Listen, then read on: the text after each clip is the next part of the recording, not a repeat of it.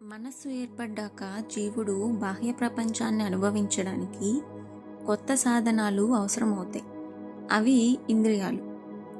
త్రికశైవ తత్వంలో ఇవి 3 రకాలుగా ఉంటాయి: జ్ఞానేంద్రియాలు, కర్మేంద్రియాలు, తన్మాత్రేంద్రియాలు. అయితే జ్ఞానేంద్రియాలు అంటే ఏంటి అందరికీ తెలిసింది. Sense organs are organs of knowledge. ఇది బాహ్య ప్రపంచం నుంచి జ్ఞానం తెచ్చిపెడతాయి. అంటే ఐదు ఏమేంటివి? చెవి, కళ్ళు, నాలుక, ముక్కు, చర్మం. మనం సినిమా చూస్తున్నప్పుడు మన కళ్ళు ఆ విజువల్స్ని క్యాప్చర్ చేస్తాయి. ఆ డేటా మనసు, బుద్ధి, అహంకారానికి వెళ్ళి ప్రాసెస్ అవుతుంది. రెండవది కర్మేంద్రియాలు, ఆర్గాన్స్ ఆఫ్ యాక్షన్స్. ఆ ఆర్గాన్స్ని యూజ్ చేసి మనం చేసే యాక్షన్స్, ఇవి మనలోని చర్యలను బయటకి వ్యక్తపరుస్తాయి. ఈ 5 ఏంటి?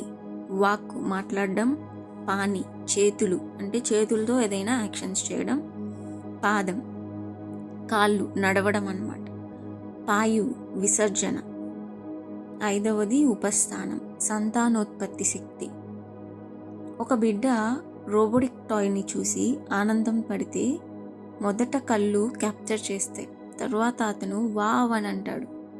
వాక్కు కర్మేంద్రియం మరియు పరిగెత్తి వెళ్ళి పట్టుకుంటాడు. పాదం మరియు పాని అంటే ఇవి యాక్షన్స్. ఏదైతే ఆర్గాన్స్ క్యాప్చర్ చేసిందో దాన్ని యాక్షన్స్లో పెట్టడం. మూడవది తన్మాత్రేంద్రియాలు, సబ్టైల్ ఎలిమెంట్స్. ఇవి సూక్ష్మమైన అనుభవ బీజాలు. Smell, taste, form, touch, sound. ఇవి బేసిక్ ఇంప్రెషన్స్. ఇవే తరువాతి పంచభూతాలకి మూలమవుతాయి. శబ్దం, సౌండ్; స్పర్శ, టచ్; రూపం, ఫామ్ ఆర్ కలర్; రసం, టేస్ట్; గంధం, స్మెల్. మనం ఒక పువ్వును చూసినప్పుడు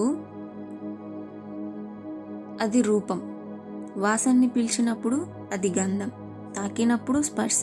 ఇవన్నీ తన్మాత్రేంద్రియాల మూల ప్రభావాలు. ఇవన్నీ ఎక్కడో విన్నట్టే ఉంటుంది. ఇవన్నీ మనకి పుస్తకాల్లో చెప్పిన విషయాలే, కాకపోతే ఆ భాష వేరు, ఈ భాష వేరు. ఇలా జీవుడు ఇప్పుడు సంపూర్ణ ప్రపంచాన్ని అనుభవించే స్థితిలోకి వచ్చాడు. జ్ఞానేంద్రియాల ద్వారా లోకాన్ని చూసి తెలుసుకుంటాడు. కర్మేంద్రియాల ద్వారా తనని వ్యక్తపరుస్తాడు. తన్మాత్రేంద్రియాల ద్వారా అనుభవాల సారాన్ని పొందుతాడు. సో ఇప్పటి వరకు జ్ఞానేంద్రియాలు, కర్మేంద్రియాలు, తన్మాత్రేంద్రియాలు, వీటి గురించి చూసాం. అయితే ఇప్పుడు పంచభూతాల గురించి చెప్పుకుందాం. మనం ఇప్పటి వరకు చూసినది సూక్ష్మ స్థాయిలో ఉన్న తత్వాలు. ఇప్పుడు ఆ సూక్ష్మం స్థూలంగా మారుతుంది. దీనినే మనం అందరూ స్పష్టంగా చూడగలిగే పంచభూతాలు అంటాం. అవే ఆకాశం, వాయువు, అగ్ని, జలం, భూమి. శివుని యొక్క 5 రూపాలు అని చెప్తూ ఉంటాం. మొదటిది ఆకాశం. ఇది శబ్దం నుంచి పుట్టింది. అంటే ఒక గదిలో మనం కూర్చొని మాట్లాడుతున్నప్పుడు ఆ శబ్దం ప్రయాణించేది ఆకాశం ద్వారానే. స్పేస్ లేకపోతే కమ్యూనికేషన్ అసాధ్యం.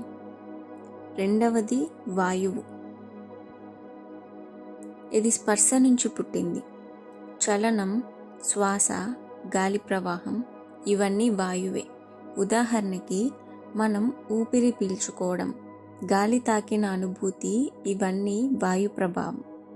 మూడవది అగ్ని. ఇది రూప తన్మాత్రం నుంచి పుట్టింది. వెలుగు, వేడి, రూపం చూపించేది అగ్ని. ఉదాహరణకి ఒక దీపం వెలిగితే అది చీకటిని తొలగిస్తుంది. జలం. ఇది రసం నుంచి పుట్టింది. ప్రవాహం, ద్రవత్వం, లైఫ్ సస్టైనింగ్ నేచర్, ఇవన్నీ కూడా జలం. ఉదాహరణకి బీడు భూమికి నీరు అందితే అది పచ్చగా మారుతుంది. నీరు లేకపోతే జీవితం అసాధ్యం. 5వది భూమి. ఇది గంధం నుంచి పుట్టింది. స్థిరత్వం, ఆకాశం, బలం ఇవన్నీ భూమి. మనం కూర్చుని ఉండగలుగుతున్నది భూమి వల్లే. అన్ని భవనాలు, చెట్లు, శరీరాలు, సాలిడ్ రూపాలు అన్ని భూమి వల్లే. ఇలా సూక్ష్మమైన తన్మాత్రాల నుండి చివరగా పంచభూతాల ప్రాప్తమయ్యాయి. ఇవి మనం నేరుగా అనుభవించే స్థూల విశ్వం. కాబట్టి శివతత్వం నుంచి మొదలై శక్తి, సదాశివ, ఈశ్వర, శుద్ధ విద్య, మాయ, కంచుకాలు, పురుష ప్రకృతి, బుద్ధి, అహంకారం, మనస్సు, జ్ఞానేంద్రియాలు, కర్మేంద్రియాలు, తన్మాత్రేంద్రియాలు, చివరిగా పంచభూతాలు. ఈ 36 తత్వాల ఆధారంగానే అపరిమితమైన శివుడు తనలోని శక్తిని పరిమిత విశ్వంగా ప్రదర్శించాడు. ఇదే త్రికశైవం యొక్క విశ్వదృష్టి. కాబట్టి ఇప్పటి వరకు మనం చెప్పుకున్న దాన్ని ఒక ఫ్లోచార్ట్ డయాగ్రామ్లో అర్థం చేసుకుందాం. ముందుగా నాదం. నాదం తరువాత ఉద్భవించినది బిందు. బిందు తరువాత బీజం. బీజం తరువాత కామకళ. ఈ కామకళ నుంచి 5 ఉద్భవించాయి. 1 శివతత్వం, శక్తితత్వం, సదాశివతత్వం, ఈశ్వరతత్వం, శుద్ధ విద్యాతత్వం. ఇందులో మళ్ళీ శుద్ధ విద్యాతత్వం నుండి మాయ ఉద్భవించింది. మాయ మరియు నియతి. మాయ నుండి కళ, విద్య, రాగ, నియతి, కాల, పురుష, ప్రకృతి అనేవి ఉద్భవించాయి. మళ్ళీ ప్రకృతి నుండి బుద్ధి, అహంకారం ఉద్భవించాయి. ఈ అహంకారం నుంచే మనస్సు, జ్ఞానేంద్రియం, hearing, touch, sight, taste, smell, speech, hands, feet, excretion, reproduction, sound, తన్మాత్ర సౌండ్, తన్మాత్ర టచ్, తన్మాత్ర ఫామ్, తన్మాత్ర టేస్ట్, స్మెల్. సౌండ్ నుంచి ఆకాశం, టచ్ నుండి వాయు, ఫామ్ నుండి అగ్ని, టేస్ట్ నుండి జలం, స్మెల్ నుండి పృథ్వీ. ఇప్పటి వరకు మనం చెప్పుకున్న విషయం అంతా ఈ ఫ్లోచార్టే. ఇప్పటి వరకు మనం శివుని 36 తత్వాలు, ఈ విశ్వం, జీవుడు, అనుభవం అన్నీ ఎలా పుట్టాయో చూసాం. కానీ ఇక్కడ ప్రశ్న ఏంటంటే, ఇప్పుడు మళ్ళీ మన అసలు స్వరూపం ఎలా గుర్తించాలి? దీనికి త్రికశైవంలో ఒక అద్భుతమైన తత్వం ఉంది. అదే ప్రత్యభిజ్ఞ. ప్రత్యభిజ్ఞ అంటే ఏంటి? మళ్ళీ గుర్తించడం, రికగ్నిషన్. మనం అసలు శివ చైతన్యమే, కానీ మాయా కంచుకాల వల్ల మర్చిపోయాం. సాధన, అవగాహన ద్వారా మళ్ళీ నేనే పరమశివుణ్ణి అని గుర్తించుకోవడమే ప్రత్యభిజ్ఞ.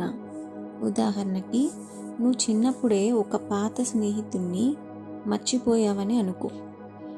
ఎలా తరువాత అతన్ని చూసి ఒక్కసారిగా అయ్యో ఇతడే నా పాత స్నేహితుడు అని గుర్తొస్తుంది? అదే ఇక్కడ ప్రత్యభిజ్ఞ. ఎప్పటి నుంచో నువ్వే శివుడివి, ఇప్పుడు మళ్ళీ గుర్తించుకున్నావు. అభినవగుప్త మహర్షి దీన్ని బలంగా వివరించారు.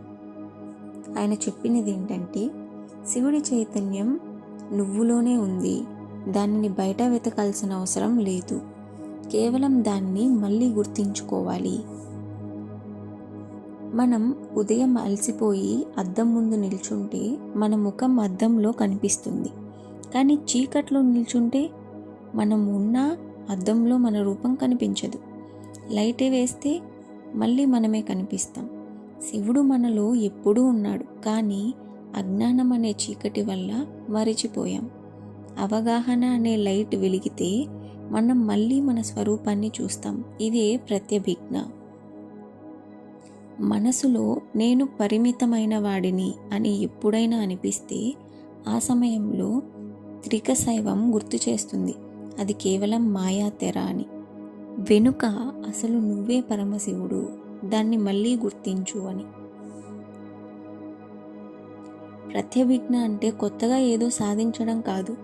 ఇప్పుడే నువ్వు ఎవరైతే ఉన్నావో అదే శివుడు. అది మర్చిపోయావు, ఇప్పుడు మళ్ళీ గుర్తించుకోవాలి. ఇది త్రికశైవం యొక్క అసలు సారం.